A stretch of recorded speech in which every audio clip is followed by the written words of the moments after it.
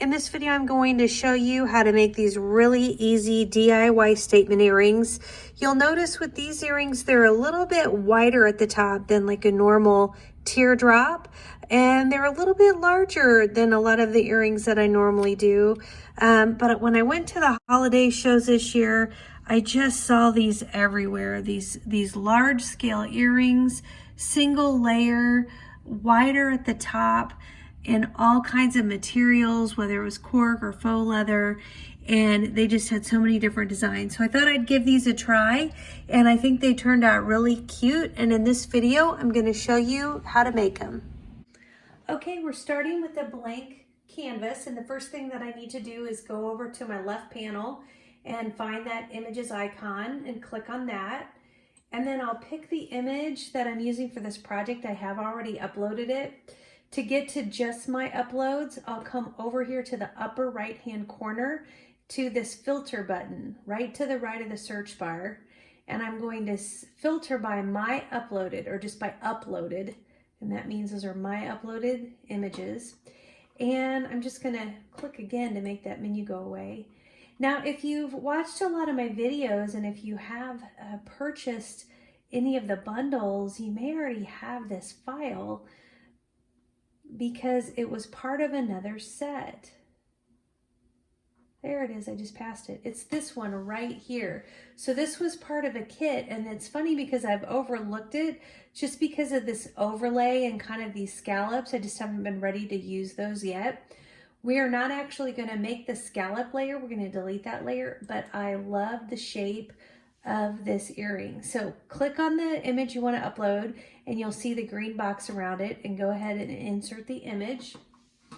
And here it is. Now, like I said, I'm not interested in the scallop layer. So the first thing I'm going to do is over in the upper right hand corner, I'm going to find the ungroup button and click on that.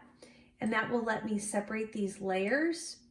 And then while it's highlighted, while the scallops are highlighted or selected, I'm going to click that X to make it go away.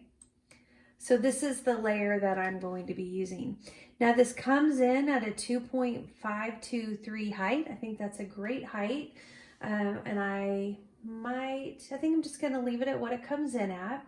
The thing I love about this earring is it's not quite as pointy as the regular teardrop. So I'm going to bring in kind of some of my other teardrops just to show you.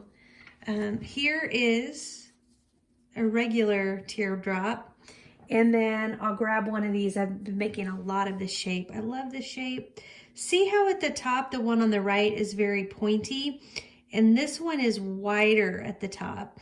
And that's really great for a statement piece, just to have a wider top versus a pointy top. I mean, I love them all. I'm just saying that's the difference between these, and the file that we're making today is wider. So I do want to do one thing to this file. This is probably the easiest earring I've ever made, but I do want to do one thing. I want to take that hole out, because see how high that hole is up to the edge? That always makes me really nervous for that to self-cut, because you know it doesn't always cut clean depending on the material you're using. So while it's highlighted, there's a box around it. I'm going to come down in the lower right hand corner and find this contour button, and I just need to click on contour. And then once I do that, I need to click the circle. This is the circle in the earring. This is the hole. I'm going to click on that. It becomes shaded. I don't click down here. All I do is click the shade, make sure the hole is shaded, and then I X out of it. And now when you look at this, you see there's no hole in this earring. I'm going to click on it and duplicate so that it will make me a set. And that is all there is to getting this earring file ready for the mat. So if you're just getting started, this is a really great project. All right, we're going to go ahead and send it to the mat, and we do that by clicking on Make It in the upper right-hand corner, the green button. It shows us our mat. I always say that when you're working with any material that faces down, which is faux leather and cork and any of those, you do face them down, so good side down. It's a good habit to always click the mirror button. These are good habits because sometimes you do have writing, And if you don't turn it down, it's a lot of money to waste when your cuts go wrong. So it's a matter of habit. When I'm working with earrings, since I almost always have my fabric down, I click this button and I turn the toggle to green to mirror. And now I can continue by clicking on my lower right-hand corner, the continue button. And now I'm ready to set my material. So for this project that I'm cutting now, I'm going to use faux leather. I'm going to go ahead and click this browse all materials in case you don't already have your favorites menu set up. I do a lot of faux leather that is not a Cricut brand, and this is kind of my standard go-to setting, shimmer leather 1mm. So I technically could click that and I'd be ready. But for those of you who don't have your setting, you've got to browse for it. You can either come up here and type faux leather, or you can even just type leather, or just scroll down and you get to the leather. It's about halfway down. And then this shows you the different options for leather. Now we're using this one, the shimmer leather 1mm. This is the one that I pick when I'm working with non-Cricut brand faux leathers. And if you don't have it on your favorites menu, it won't be starred. Go ahead and take a second to star that, and that way you won't have to do that again. Unless you don't think you'll ever use it again, you don't need it on your favorites menu. And then at the bottom, you click the done key. And now our material is ready. I do always like to just check before I send anything through the machine to make sure my setting is right. Sometimes you'll have multiple mats and you need them set on different things. So we just have the one mat. It is on shimmered leather. And I always confirm my blade. It's saying the fine point, and that's what I've got in there. And now it's saying it's ready to load the mat. So why don't we take just a minute and get the material onto our mat. Since we're working with faux leather today, we just need the green standard Cricut mat. This is the standard grip. We can use this green mat for faux leather. We can use it for cork. If today you're making these earrings with leathers, you should be using, if it's real leather, you should be using a purple mat. And I like to take my mat cover, this plastic mat cover, and I like to just put it onto my mat to cover the parts of the mat that I won't be using for the project. And I do that because I usually don't pre-cut my leather. And that way I'm not getting my mat dirty or used on places where I don't need to. Okay, so I've got my leather down, and the next thing I need to do is use my brayer to make sure that this has a really good grip onto my mat. Now, if you don't have a brayer, you could use maybe a pizza roller. You can use your hands. I will tell you, I do see a difference when you roll it onto the mat. I do see less lift when you're doing some of these cuts. So we've got the material on, face down, nice, pretty side down, this side up, and we're ready to go to the cut machine. Okay, so let's take a look at how well this cut. Looks like we have a really nice clean cut of our faux leather, and you can just see how nice and big these earrings are. I thought these would be really pretty for the holidays.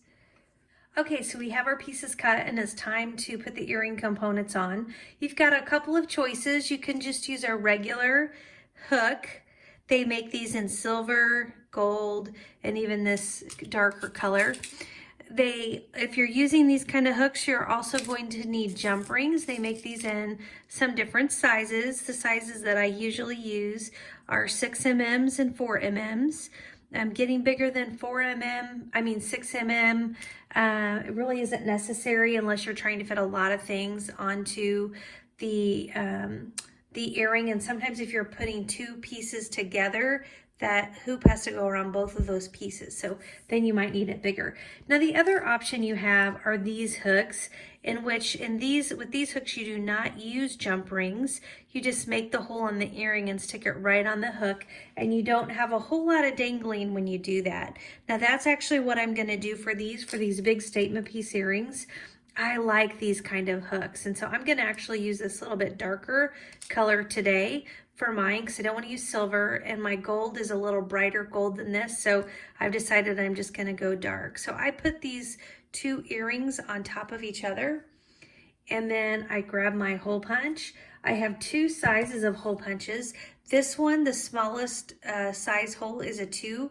I use this a lot. If I'm doing something that I need smaller holes and I'm worried that that there's not enough room and I don't want it to poke through, a perfect example would be like some of these ring earrings. You don't have a lot of room here, and so you certainly don't want to waste any space on a bigger hole.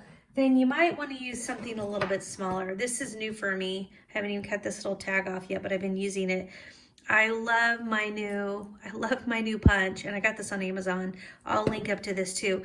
But this one makes teeny tiny holes. You can kind of see here the hole sizes that it makes. And that's just really good when you're really tight for space. Now we are not tight for space on this big piece, so I'm gonna go ahead and use my normal punch. And I like to put them on top of each other just because I like to make sure my holes are the same distance down on each of my earrings. I just think it makes them look more even. And so when I put them on top of each other, I tend to be able to get a more straight hole. I do take time, like you'll see me fussing a little because this is a big deal and you want it to be right, and you might have to rearrange some as you look at it and think, oh, this isn't quite right on top of it, because you're getting pretty close up and can see the details. You want them right on top of each other.